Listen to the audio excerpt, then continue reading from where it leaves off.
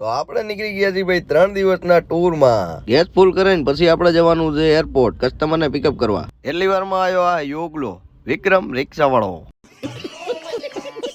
પછી નીકળી ગયા ભાઈ આપણે એરપોર્ટ તરફ. પહોંચી ગયો એરપોર્ટના પાર્કિંગમાં. હવે કસ્ટમર આવે એમની રાહ જોવાની. કસ્ટમર આવી ગયા ને એમને જવું તું વાળજવાળા આસોપાલોમાં. તો આસોપાલો એમને ઉતાર્યા ને પછી થોડીક વારમાં આવ્યા પાછા. પછી આવી ગયા બીજી લોકેશન ઉપર. પછી થઈ ગયો તો જમવાનો ટાઈમ એટલે આવી ગયા જમવા. ખાઈ પીને ગાડી ચડાવી દીધી રોડે. હવે આપણે જવાનું છે સુંદા હોટલ પાલનપુર. શંકુશ વોટર પાર્કે ચા નાસ્તો કર્યો. ચા નાસ્તો કરીને આવી ગયા મહેસાણા.